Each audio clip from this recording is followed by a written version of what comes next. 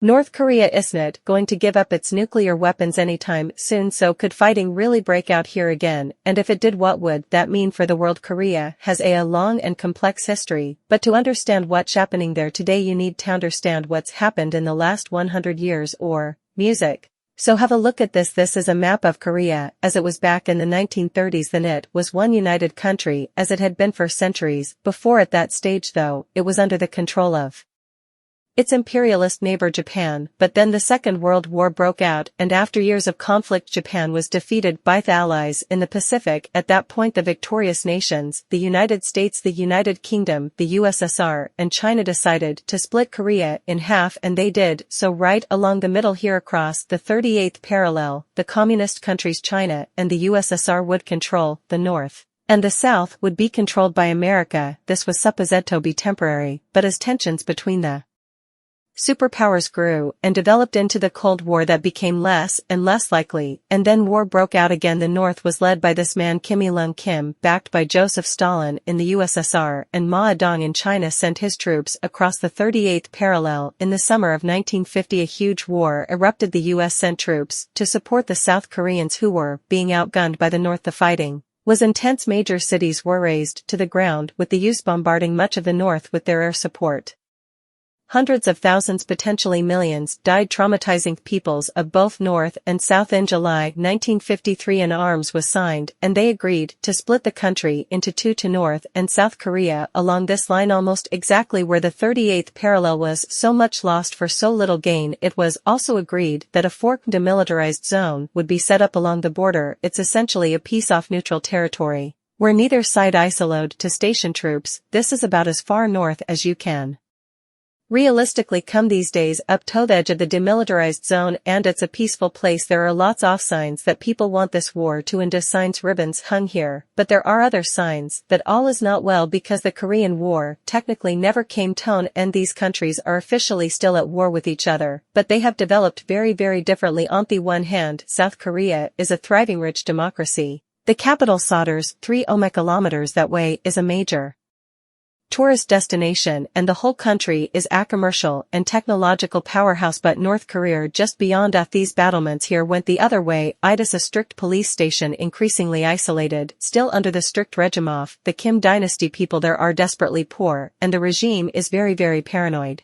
and has built up huge stockpiles of weapons, many with nuclear capability. So that brings us to the modern day. This is Kim Jong-un. He's been the supreme leader of North Korea since 2011, when he first came to power. Some thought he would take a more liberal tack, but instead the first few years of his rule saw massive increases in North Korea's nuclear program and tests like these. Rocket Man is on a suicide mission for himself. This led to a significant flare-up between Kim and the combative US President Donald Trump, who reportedly genuinely considered launching a preemptive strike at one point. They will be met with fire and fury like the world has never seen, but after a few months of back and forth fighting, talk, and threats, all that changed. Kim and Trump suddenly agreed to meet. It was the first meeting between leaders of the United States and North Korea ever, and closer to home. Relations between North and South were as good as they'd been at any time since Kim Jong-un came to power. South Korean president at the time, Moon Jae-in, had been in office since 2017. He promoted dialogue between the two states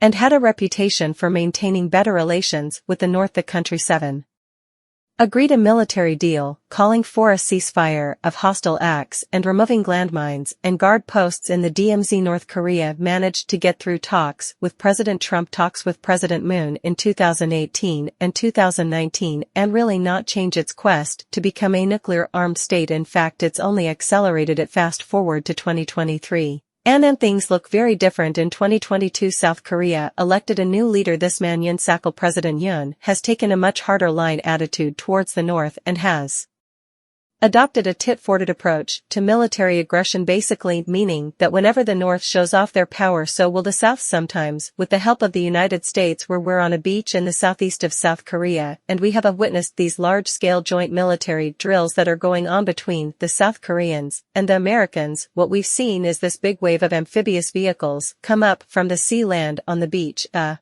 then groups of Korean artillery and Infantry have come off of those vehicles, and they have run up through this beach in waves, and then into this forest here. We could just show you the positions that they've taken. Yupu here now what they are simulating is the scenario of a contested beach, and it's very clear who or what power might be the intended potential enemy in a simulated scenario like this, and of course it is North Korea, South Korea. And the US resumed drills like this after a few years off-scaling them down North and South Korea have two of the biggest militaries in the world. North Korea has around 1.28 million active personnel with a range of nuclear weapons, including intercontinental ballistic missiles, or ICBMs. Those are the ones capable of hitting targets across the other side of the world. South Korea has a smaller military with around 555,000 active personnel, but they are much better equipped and have a massive military reserve and a number of US troops stationed there too. A new military conflict between North and South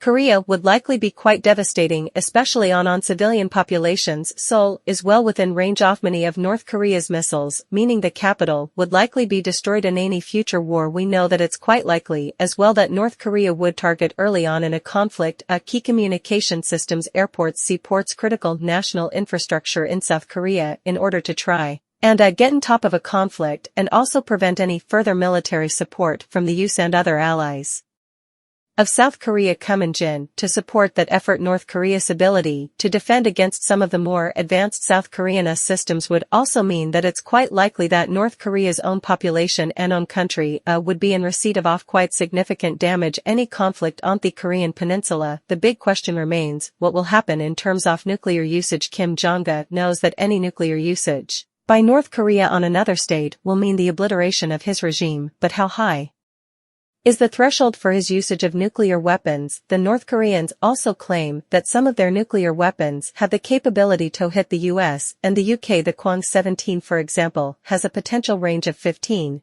km. While this is unlikely, it's possible. There are also concerns that Kim Jong-un could soon have access to better technological know-how. He's been getting closer to Russia's Vladimir Putin, and it's believed he might sell weapons in exchange for insight and equipment to build things like spy satellites and nuclear-capable submarines. Kim Jong-un is not satisfied with the current state of North Korea's conventional and unconventional capabilities. He wants money. The North Korean economy is in decline, and he's willing to provide ammunition, artillery to his former Cold War patron. In return, Putin will offer advice. New, but also sophisticated technology. War on the Korean peninsula could be horrific. People here still live with the scars of the last war and the development in military capabilities, not to mention nuclear weapons, means that this time it could be much worse, but the implications would reach far beyond just these two countries. The situation is actually not dissimilar to what it was in the 1950s. If war broke out, North Korea would look to China and Russia for support, much like the South would look to the US in the 1950s. Both China and America sent men to the peninsula to fight. How likely that is today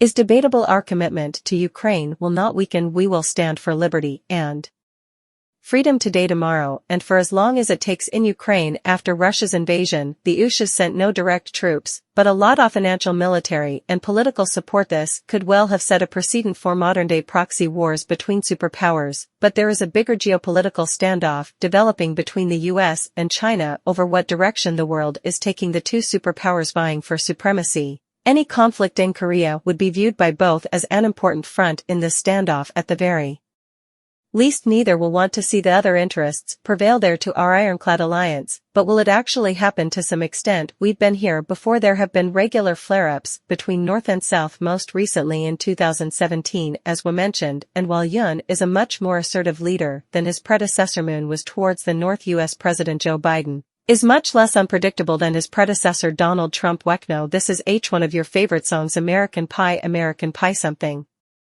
touched me deep inside the day. The music despite the drills and the tension here, there is no talk of fire and fury yet. Anyway, I think it's very unlikely in the short term at current tensions between North and South Korea will escalate into war. We don't have many off-ramps at the moment to desescalate or to manage risk, military risk, and risk of escalation and miscalculation, so it is likely that with that risk we will see more skirmishes, but I think it's still very unlikely that those